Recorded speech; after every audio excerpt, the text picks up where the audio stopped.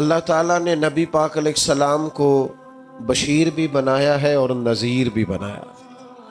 حضور ڈر بھی سناتے ہیں، خوشخبری بھی دیتے ہیں، پر بشیر پہلے ہیں، نذیر بعد میں ہے، اور خوشخبریاں سرکار نے زیادہ سنائی ہیں۔ میں اور آپ جس ماحول میں رہتے ہیں نا، اس ماحول میں لوگ خوش نہیں ہوتے۔ ایک تو کوشش کرتے ہیں خیر کی خبر ہی نہ دیں، کسی بندے کے اندر 99 خوبیاں ہوں گی بیان نہیں کریں گے، ایک خامی ہوگی روز بیان کریں گے۔ نتیجہ کیا نکلتا ہے؟ مزاجوں میں خوشی پیدا نہیں ہوتی۔ آہستہ آہستہ انسان غم کا اور غم والی خبروں کا عادی ہوتے ہوتے معاذ اللہ مایوس ہونے لگتا ہے۔ دین اسلام اللہ کی رحمت کی خوشی اور خوشخبری سناتا ہے۔ دین کہتا ہے کہ مزاج خوش رہے۔ ایسا نہیں ہے کہ دکھ بندے کو نہیں آتے، دکھ تو ہمیشہ ساتھ رہتے ہیں۔ جیسے جیسے انسان خود سفر کرتا ہے، دکھ بھی ساتھ سفر کرتے ہیں، ان کے نام بدل جاتے ہیں۔ کبھی بے اولادی کا دکھ ہوتا ہے تو کبھی خدا نخواستہ اولاد کسی تکلیف میں ہو تو دکھ ہوتا ہے۔ دکھوں کے نام بدلتے ہیں لیکن وہ موجود۔ ہمارا خیال ہوتا ہے کچھ لوگوں کے بارے میں کہ وہ دیکھو فلانا کتنا بڑا آدمی ہے، شاید بڑا آسودہ حال ہے۔ میں آپ کو تجربے کی بات بتاتا ہوں، جتنا بڑا بندہ بڑا ہوتا ہے اس کا دکھ بھی اتنا بڑا ہوتا ہے۔ لائٹ بند کرو میرے عزیز، دکھ ساتھ ساتھ رہیں گے، لیکن آپ اس حقیقت کو بھی سمجھیں کہ نبی پاک علیہ السلام نے فرمایا سب سے زیادہ انبیاء کو تکلیفیں آتی ہیں، اور حضور فرماتے ہیں سب سے زیادہ نبیوں میں سے مجھے تکلیفیں آئی ہیں۔ لیکن حضرت حارث ابن عبداللہ رضی اللہ تعالیٰ عنہ فرماتے ہیں میں نے اتنا مسکراتے کسی کو نہیں دیکھا جتنا مدینے والے محبوب مسکرایا کرتے۔ دکھ تو رہیں گے، تکلیفیں تو رہیں گی۔ اللہ مہنگے مہنگے موبائل دے، آمین تو کہیے، کبھی کبھی چھوڑنے بھی چاہیے، اس پر بھی آمین کہہ دیں۔ دوستو غور کیجئے گا بات پر، دکھ بھی ساتھ رہے لیکن حضور نے مسکرا کے وقت گزارا۔ خوش رہنا نا یہ انسان کا طبی مزاج ہوتا ہے۔ اعلیٰ حضرت فاضل بریلوی فرماتے ہیں جس کی تسکین سے روتے ہوئے ہنس پڑے، اس تبسم کی عادت پہ لاکھوں سلام۔ یہ پوری سیرت ہے سلام۔ فرماتے ہیں تبسم کی عادت، یعنی حضور کبھی کبھی تبسم نہیں فرماتے، تبسم کی عادت پہ لاکھوں سلام۔ یہ تبسم کرتے رہنا، مسکراتے رہنا، یہ حضور کی عادت۔ ہم پتہ کیا کرتے ہیں؟ ہم بار والے سارے دکھ بھی اٹھا کے گھر لے آتے ہیں۔ بچوں کا دل کرتا ہے ابا جی آئے ہیں، وہ دوڑ کے دروازہ کھولیں، پیار کریں، ابے کے گلے لگیں۔ بیٹیوں کا دل کرتا ہے، اہلیہ نے سارے دن کے کئی مشورے رکھے ہوئے ہیں، شوہر سے کرنے ہیں۔ اماں کا دل کرتا ہے کئی باتیں کرنی ہیں، وہ کہندے میں باہروں بڑا تانگ آیا جی، لہذا میرے سے کوئی بات نہ کرو۔ او بھئی آپ ڈاکٹر ہیں تو ڈاکٹری باہر چھوڑ کے آئیں، آپ جج ہیں تو آپ اپنا عہدہ باہر چھوڑ کے آئیں۔ آپ اگر قبلہ پیر صاحب بھی ہیں تو گھر سے باہر ہوں گے۔ آپ مہربانی کریں، اگر آپ گھر آئے ہیں تو یہاں آپ کسی کے شوہر ہیں، کسی کے بیٹے ہیں، کسی کے بھائی ہیں۔ آپ کو اللہ تعالیٰ نے تمام حقوق آپ کے ذمے لگائیں۔ تبسم کی عادت نہیں، آپ کا لہجہ مسکراہٹ والا ہو، آپ کا انداز خوشی والا ہو۔ حضور خوش رہتے۔ حضرت جریر ابن عبداللہ فرماتے ہیں، سیاستہ میں حدیث ہے، فرماتے ہیں جب بھی مدینے والے محبوب نے مجھے دیکھا، ایک دفعہ نہیں، دو دفعہ نہیں، چار دفعہ نہیں، جب بھی کریم نے دیکھا مسکرا کے ہی دیکھا ہے۔ اللہ کرے آپ بھی مسکرا دیں تھوڑا تھوڑا۔ خوش رہنا بڑا ضروری ہے۔ کچھ بندے نا بیچارے، اس میلاد شریف پہ ایک دوست مجھ سے کہنے لگے، آتے ہیں نا لوگ خبریں لے کے، خطرناک خبریں، اور کچھ لوگوں کے پاس اچھی خبر ہوتی نہیں، وہ جب بھی خبر دیں گے کوئی خوفناک ہی دیں گے، پریشان ہی کریں گے۔ وہ آ کے مجھے کہنے لگے جی مجھے ایک صاحب کہہ رہے تھے 12 تو میلاد ہے ہی نہیں، میلاد کی تاریخ اور ہے۔ بڑے پریشان ہو کے آئے، تو میں نے کہا آپ اتنے پریشان کیوں ہیں؟ ہم صرف 12 کو میلاد مناتے نہیں، ہم تو سارا سال ہی مناتے ہیں۔ آج کوئی 12 ہے؟ بول کے بتاؤ نا۔ تو میلاد ہو رہا ہے نا، پریشانی والی کیا بات۔ ایک دن ایک دوست بڑے پریشان آئے، کہنے لگے حضرت صاحب میں نے بڑی آپ سے خاص بات کر۔ میں نے کہا کرو۔ کہنے لگے لوگ مولویوں پیروں کے بڑے خلاف ہیں۔ تو میں اس وقت بھی مسکرایا۔ میں نے کہا پولیس والوں کے بارے میں لوگوں کا کیا خیال ہے؟ وکیلوں کے بارے میں لوگوں کا کیا خیال ہے؟ وابڈا والوں کے بارے میں لوگوں کا خیال؟ میں نے کہا لوگ تو فنکار ہیں اس درجہ کے پل بھر میں، سنگے در کعبہ سے بھی اصنام تراشے۔ تم کون ہو، کیا چیز ہے داغے کبابی، لوگوں نے تو مریم پہ بھی الزام تراشے۔ سلام اللہ علیہ۔ آپ یہ کوئی پریشانی والی بات ہے؟ پولیس والے کون ہیں؟ ہمارا ہی کوئی بھائی ہوگا۔ وابڈا میں کون ہے؟ ہمارا ہی کوئی بھائی ہوگا۔ دینی ماحول میں کون ہے؟ مسجد کے منبر پہ ہم میں سے کوئی بندہ ہے؟ ہم ویسے ہی ایک دوسرے کے مخالف ہو گئے، خوش نہیں رہنا چاہتے۔ تباً خوش رہیں، مزاج میں خوشی ہو، آپ کا لہجہ میٹھا ہو، شہد ٹپکے، آپ خیر کی خبر دیں۔ جس ماحول میں نبی پاک علیہ السلام کے صحابہ تبلیغ فرماتے تھے وہ پتھر کھانے والا ماحول تھا۔ جس ماحول میں صحابہ کرام لوگوں کو دعوت دیتے تھے وہ شدت والا دور تھا۔ لیکن عزیز دوستو، نبی کریم علیہ السلام جب بھی صحابہ کو کہیں روانہ کرتے تبلیغ کے لیے یا جہاد کے لیے، 2 باتوں کا حکم ضرور دیتے۔ یہ آپ نے یاد رکھنی ہے، بالخصوص نوجوانوں سے کہہ رہا ہوں۔ حضور جب بھی کہیں تشریف لے جاتے 2 باتوں کا حکم دیتے۔ ایک تو فرماتے جہاں جا رہے ہو نا وہاں لوگوں کو مایوس نہ کرنا، خوشخبری دینا۔ اور دوسرا حضور فرماتے جہاں جا رہے ہو نا وہاں لوگوں پر مشکل نہ کرنا، آسانی کرنا۔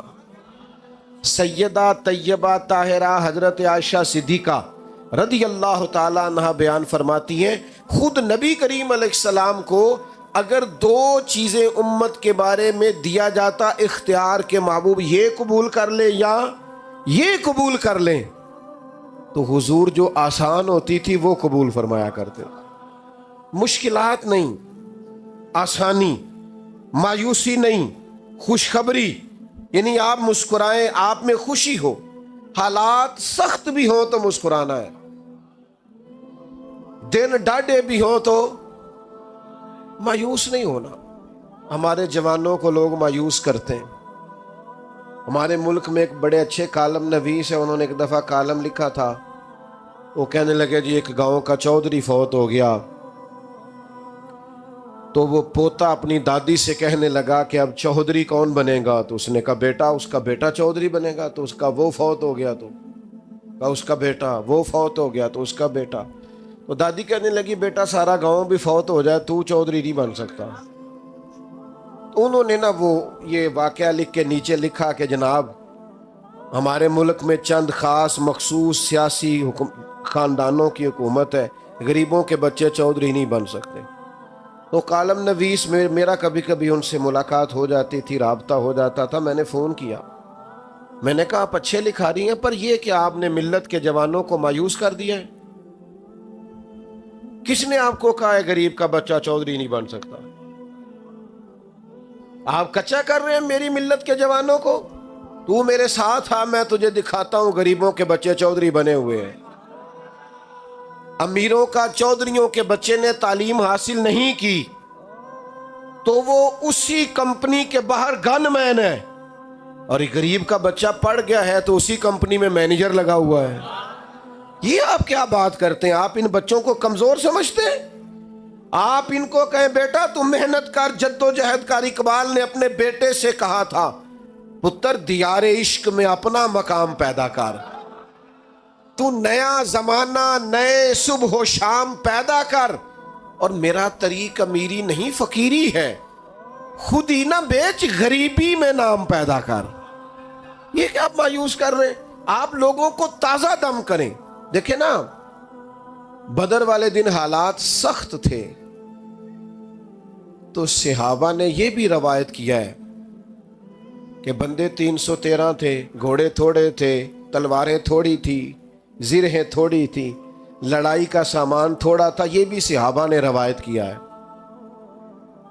لیکن اس سخت ماحول میں جب سامنے ہزار کے لشکر سے مقابلہ ہے، جنگی ساز و سامان موجود نہیں ہے، اس ماحول میں بھی وہ حضور کی نعت نہیں بھولے۔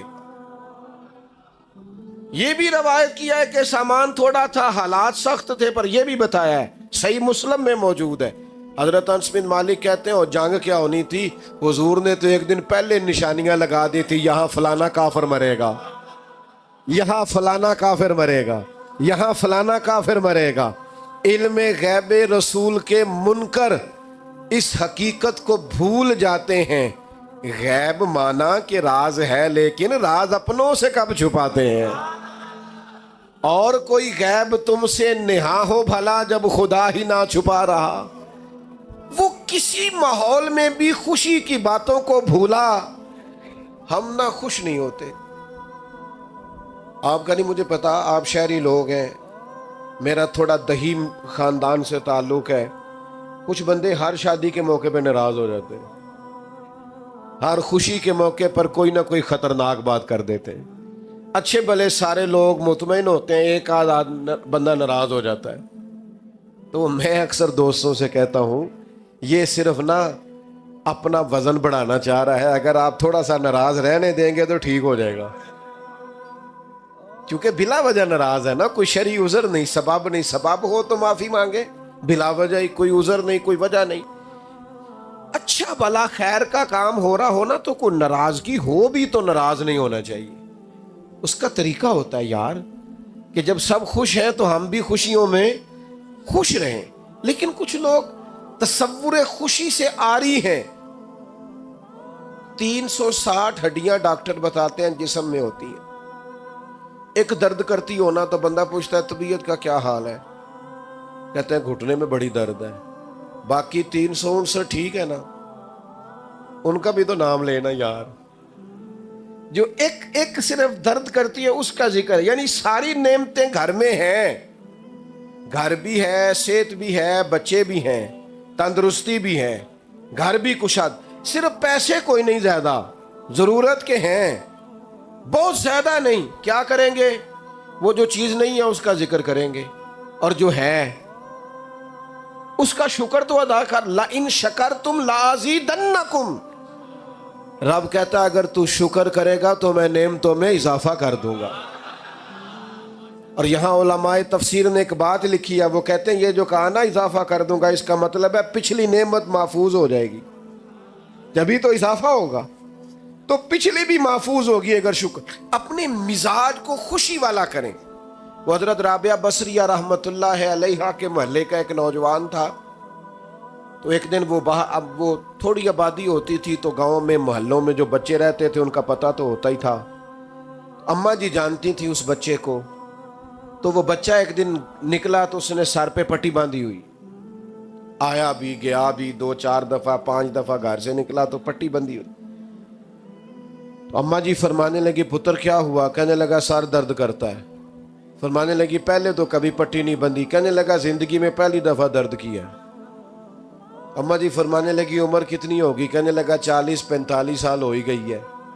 فرمانے لگی بیٹا 40 سال رب نے شفا دی، شکر کی ایک پٹی بھی نہیں باندھی، شکر کی ایک پٹی بھی نہیں باندھی، اور آج پہلے دن درد ہوا ہے تو شکوے کی پٹی باندھ کے سارے محلے کو دکھاتا پھرتا ہے۔ تو شکر کی پٹیاں بھی تو کبھی باندھو نا یار، جو نعمتیں ہیں کبھی ان کا اظہار بھی تو کرو نا۔ دیکھو نا میرے نبی پاک کا طریقہ کیا ہے۔ حضرت عائشہ صدیقہ رضی اللہ تعالی عنہ فرماتی ہیں حضور مصلی پہ کھڑے ہو گئے، اتنی دیر کھڑے رہے کہ فجر کی اذان ہو گئی، میں نے قدموں کو دیکھا تو ورم آ گیا تھا۔ یا رسول اللہ آپ کے صدقے اللہ اگلے پچھلوں کو معاف کرے گا، اتنی مشقت، آپ تو محبوب ہیں اللہ کے۔ تو فرمایا عائشہ تم نے بتایا ہے نا رب کا انعام بڑا ہے۔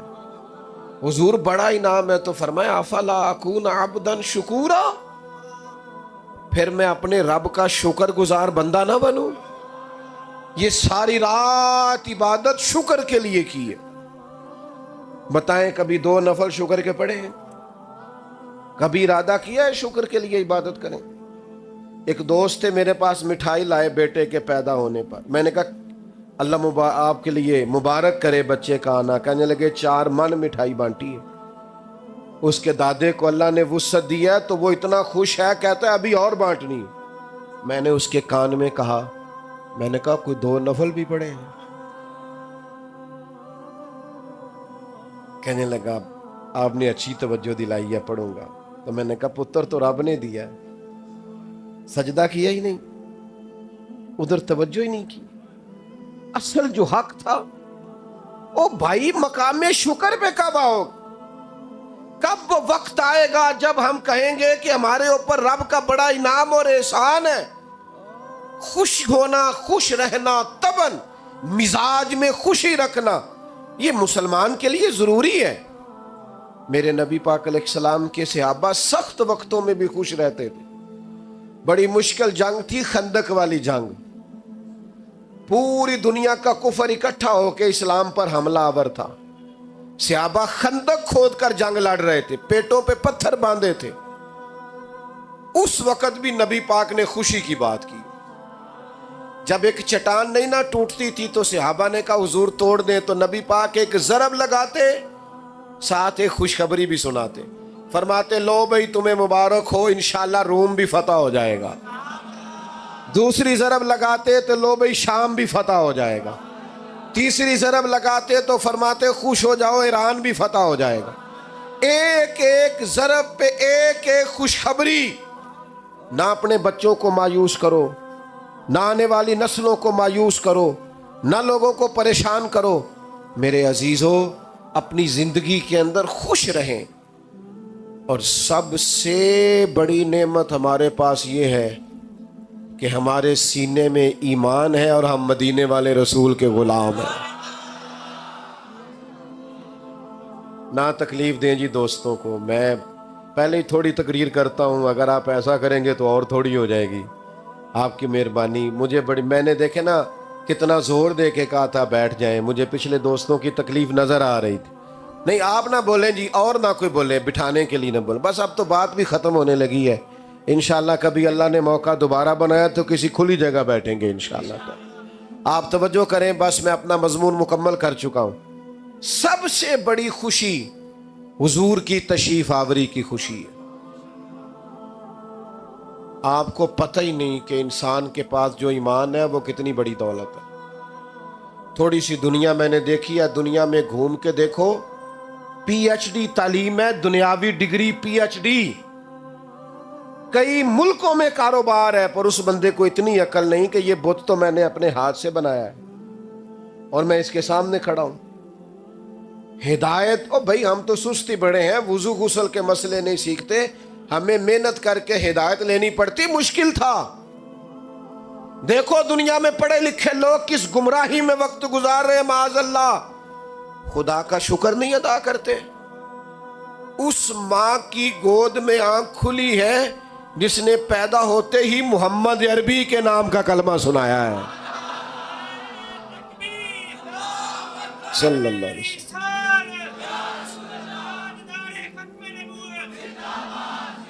یہ نعمت اتنی بڑی شکر کے قابل ہے.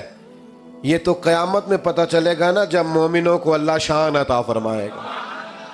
حضور نے فرمایا جہاں جہاں وضو کے قطرے لگتے رہے جسم کے وہ حصے 14ویں کے چاند کی طرح چمکیں گے. آپ کو پتہ چلے گا قیامت میں کہ ایمان کی طاقت کیا ہے. میرے دوستو جب بندہ مسلمان ہوتا ہے نا تو اسے پتہ کہتا ہے نا بینیفٹ کیا ہے. تو بینیفٹ یہ ہے کہ نیکی کا صرف ارادہ ہی کیا ہے، کی کوئی نہیں، ارادہ ہی کیا ہے. اللہ کے فرشتوں نے نامہ اعمال میں لکھ بھی دی ہے، اور اگر کر لی تو کی ایک لکھی کتنی جائیں گی؟ 10 سے لے کر 700 گنا تک. جتنی نیت اچھی اتنا اجر بھی. آپ کو پتہ ہے ایمان ذہنی طور پر سکون دیتا ہے بندے کو. ایمان اطمینان قلبی کا نام ہے. جو ڈھونڈتے پھرتے ہیں نا ہم کون ہیں، کہاں سے آئے ہیں، کیوں آئے ہیں، کس نے بھیجا ہے، کون بنانے والا، جو ڈھونڈتے پھرتے انہیں نیند نہیں آتی. اگر کبھی اللہ توفیق دے اور موبائلوں سے فرصت ملے تو حضرت سلمان فارسی کی زندگی کو پڑھ کے دیکھنا. ڈھونڈا انہوں نے ایمان ہدایت کا رستہ ڈھونڈا. اگر انسان کو عقیدے نہ ملے، معرفت الہی نہ ملے، توحید باری تعالیٰ نہ ملے، اسے پتہ ہی نہ ہو کہاں سے آیا ہوں، کیوں آیا ہوں، کس نے بھیجا ہے، تو زندگی کا سارا آنا جانا بے مقصد ہو جائے. یہ جو لوگ بیچارے معاذ اللہ مختلف نشے کر کے نشوں میں دھت پڑے نظر آتے ہیں نا آپ کو، یورپ کے مختلف ممالک میں، انہیں مقصد حیات نہیں ملتا. اور بندہ مومن میرے ملک کے مزدور کو کبھی روٹی کھاتا دیکھو. وہ دوپہر کو جب اچار سے روٹی کھاتا ہے تو آدھا اچار پونے کو بھی لگ گیا ہوتا ہے، لیکن جس مزے سے وہ روٹی کھا کے شکر ادا کرتا ہے، جس مزے سے محسوس ہوتا ہے کہ اس کے دل میں عقیدہ پکا ہے کہ میری اپنی کمائی ہوئی نہیں، میرے رب کی دی ہوئی ہے. وہ تسلیاں، وہ تشفیاں، وہ اللہ کی ذات پر بھروسہ، یہ مومن ہونے کی وجہ سے سکون ہے جتنا بھی ہے. یہ رسول اللہ کی غلامی کا سکون ہے. کیوں؟ نبی پاک نے سب کو عزت دے دی، سب کو عزت دے دی. فرمایا جو محنت کر کے روزی کمائے اللہ کا دوست.